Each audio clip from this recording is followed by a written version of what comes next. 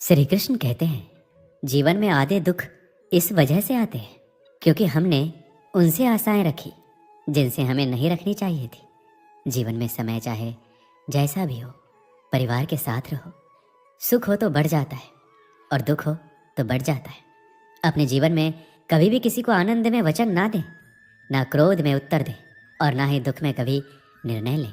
किसी और का काम पूर्णता से करने से कहीं अच्छा है कि अपना काम करें, भले ही उसे अपूर्णता से करना पड़े। जिंदगी में सब कुछ खत्म होने जैसा कुछ भी नहीं होता। हमेशा एक नई शुरुआत हमारा इंतजार कर रही होती है।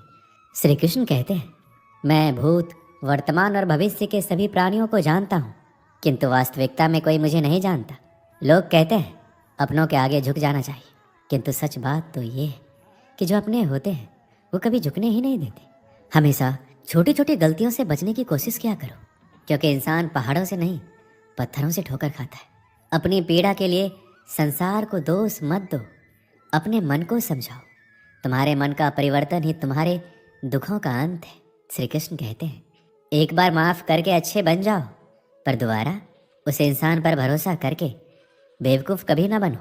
इच्छा पूरी नहीं होती तो क्रोध बढ़ता है, और इच्छा पूरी होती है तो लोभ। इसलिए जीवन की हर स्थिति में धैर्य बनाए रखना। जो हुआ अच्छा हुआ, जो होगा अच्छा होगा। स्वयं को मुझ पर छोड़ दो, अपने कर्म पर ध्यान दो। कर्म ऐसा जो स्वार्थ रहित, पाप रहित हो। कृष्ण ने दुष्टों को भी अपनी गलती सुधारने का मौका दिया, क्योंकि वो किसी मनुष्य को नहीं, उसके अंदर कोई बुराई को मारना चाहते थे। मोहग्रस्त होकर अपने कर्तव्य पथ से हट जाना मूर्खता है, क्योंकि इससे ना तो तुम्हें स्वर्ग की प्राप्ति होगी और ना ही तुम्हारी कीर्ति बढ़ेगी। इस भौतिक संसार का यह नियम है, जो वस्तु उत्पन्न होती है कुछ काल तक रहती है, अंत में लुप्त हो जाती है। चाहे वो शरीर हो या फल हो, उससे डरो मत जो वास्तविक नहीं है। ना कभी था ना कभी होगा। जो वास्तविक है वो हमेशा था और उसे कभी नष्ट नहीं किया जा सकता। जन्म लेने वाले के लिए मृत्यु उतना ही निश्चित है जितना कि मृत होने वाले के लिए जन्म लेना। इसलिए जो अपरिहार्य है उस पर शोक मत करो। श्री कृष्ण ने कहा है, अगर तुम्हें किसी ने दुख दिया है तो बुरा मत मानना। लोग उसी पेड़ पर पत्थर मारते हैं जिस पेड़ पर ज़्यादा फल मीठे होते हैं। ये सच बात है कि भूल करके इंसान कुछ सीखता है, परंतु इसका मतलब ये नहीं है कि वह जीवन भर भूल करता रहे और कहे कि हम सीख रहे हैं। श्री कृष्ण कहते हैं, स्वार्थ से रिश्ते बनाने की कितनी भी कोशिश करें वो कभी नहीं बनते, और प्रेम से बने रिश्तों को कितना भी तोड़ने की कोशिश करें वो कभी नहीं टूटते।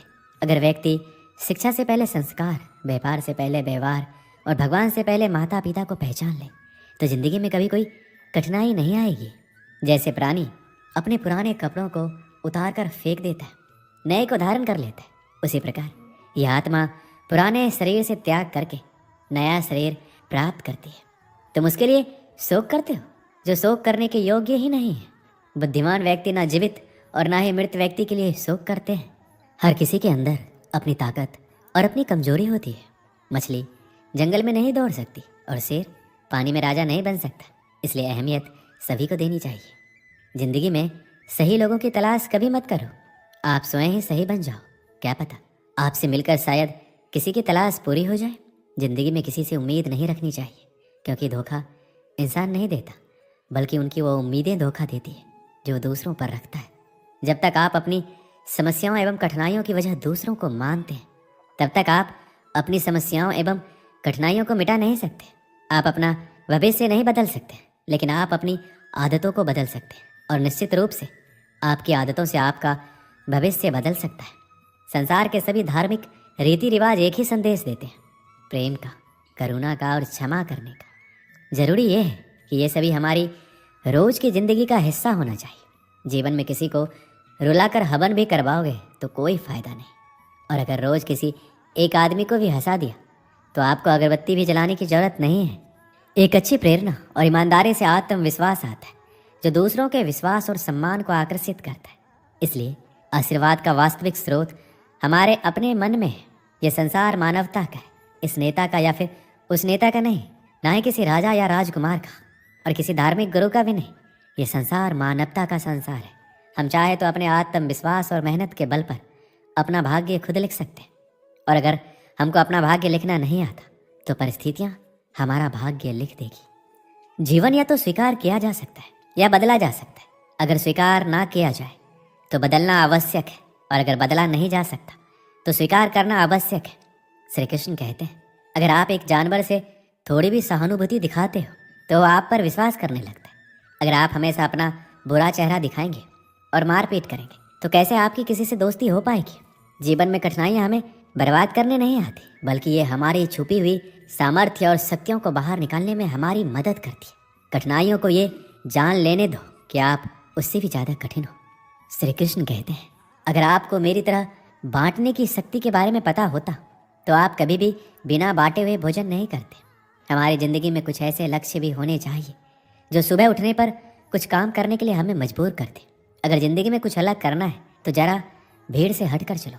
भीड़ साहस तो देती है पर पहचान छीन लेती है। देखते समय सिर्फ देखें, सुनते समय केवल सुने, महसूस करते समय सिर्फ महसूस करें और सोचते समय केवल सोचें। यही वास्तविक कर्म है। आकाश में पूरब और पश्चिम का कोई भेद नहीं है, लेकिन लोग अपने मन में भेदभाव को जन्म देते हैं और फिर ये सच है ऐसा विश्वास करने लगते हैं। यदि आप समस्या का हल निकाल सकते हैं तो फिर चिंता क्यों करनी है, और यदि समस्या का कोई समाधान नहीं है तो फिर चिंता करने का कोई फायदा भी नहीं है। कोई भी व्यक्ति बहुत ज़्यादा बोलते रहने से कुछ नहीं सीख पाता।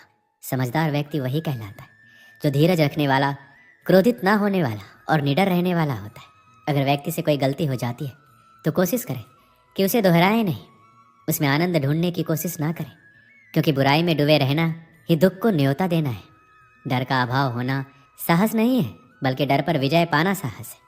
बहादुर आदमी वह नहीं है जिसे डर नहीं लगता, बल्कि वह है जो उस डर पर विजय प्राप्त करता है। इंसान एक ऐसा प्राणी है जो अपने लक्ष्यों के लिए जीता है। उसके जीवन का यही अर्थ होना चाहिए कि वह अपने लक्ष्यों के लिए कोशिश करता रहे, उन्हें प्राप्त करता रहे। सभी व्यक्तियों को सजा से डर लगता है, सभी मौत से डरते हैं। बाकी लोगों को भी अपने जैसा ही समझिए। खुद किसी जीव को ना मारे और दूसरों को भी ऐसा करने से मना करें। हम जो शब्द बोलते हैं उनका चुनाव हमें बड़ी सावधानी से करना चाहिए, क्योंकि उन शब्दों को सुनने वाले व्यक्तियों पर उनका प्रभाव पड़ता है, फिर चाहे वह प्रभाव अच्छा हो अथवा बुरा। अगर हमें अपने सफलता के रास्ते पर निराशा हाथ लगती है, इसका मतलब ये नहीं है कि हम कोशिश करना छोड़ दें, क्योंकि हर निराशा और असफलता के पीछे ही सफलता छिपी होती है। कोई काम शुरू करने से पहले स्वयं से 3 सवाल कीजिए। मैं ये क्यों कर रहा हूँ? इसका परिणाम क्या हो सकता है? क्या मैं सफल हो जाऊँगा? और जब गहराई से सोचने पर इन 3 प्रश्नों के संतोषजनक उत्तर मिल जाए तभी आगे बढ़िए। अगर आपको अच्छा साथी ना मिले तो अकेले चले, उस हाथी की तरह जो कि अकेले ही जंगल में घूमता है। अकेले रहना कहीं अच्छा है, बजाय उन लोगों के साथ जो कि आपकी प्रगति में बाधा बनते हैं। जिस तरह से लापरवाह रहने पर घास जैसी नरम चीज की धार भी हाथ को घायल कर सकती है, उसी तरह से धर्म के असली स्वरूप को पहचानने में हुई गलती आपको नरक के दरवाजे तक पहुंचा सकती है। श्री कृष्ण कहते हैं, मैं ना तो तुम्हारी महंगी भेंट से प्रसन्न होता हूँ, ना दिखावटी दान दयालुता से। अगर मेरे मन को हरना है तो मुझे प्रेम से पुकारो, मैं हाजिर हो जाऊंगा। जो मनुष्य किसी अच्छे काम में लगा हुआ होता है, आने वाले समय में उसका अंत कभी बुरा नहीं होता है। मनुष्य अपनी 3 प्रमुख कृतियों द्वारा नरक के द्वार पर पहुंचता है। वो तीनों कृतियां हैं काम, क्रोध और लोभ। इस इंसान के रूप में इस धरती पर तुम्हारे कुछ कर्तव्य हैं। अनिवार्य रूप से अपने कर्तव्य को निभाओ। किसी से सच्चा प्रेम होना शुद्धता और दिव्यता का प्रतीक है। श्री कृष्ण कहते हैं, जो कुछ भी हुआ है उसमें तेरा योगदान नहीं है, इसलिए तुम्हारी सारी परेशानियां व्यर्थ है। हर चीज़ की शुरुआत मुझसे होती है और ख़त्म भी मुझ पर ही आकर होती है। इंद्रियों से मिलने वाला सुख सच्चा नहीं होता। इंद्रियों का सुख पहले तुमको अमृत की मिठास देगा, लेकिन बाद में तुम्हारा विनाश कर देगा। अगर तुम्हें मेरी बातें अटपटी लगती है तो तुम्हें अपने नज़रिए को बदलने की ज़रूरत है। अभी तुम चीज़ों को उस तरह से नहीं देखते हो जिस तरह से मैं देखता हूँ। अगर एक बार तुमने मुझ पर विश्वास कर लिया तो तुम्हें जीवन में कभी निराश नहीं होना पड़ेगा। एक बार जो मुझ पर विश्वास करता है उसको मैं कभी छोड़ता नहीं हूँ। भगवान श्री कृष्ण के चरण कमल इतने पवित्र है कि जो कोई उनकी शरण लेता है तुरंत शुद्ध हो जाता है। इस दुनिया में तुम सभी से प्रेम करो, लेकिन पूर्ण रूप से विश्वास किसी पर मत करो। अगर तुमको भरोसा करना है तो केवल कृष्ण पर करो। जो मनुष्य अपनी आत्मा की बात सुन सकता है वह मुझसे बात कर सकता है, देख भी सकता है। अपने सभी कर्मों को कृष्ण पर केंद्रित होकर करो। आसक्ति को त्याग दो।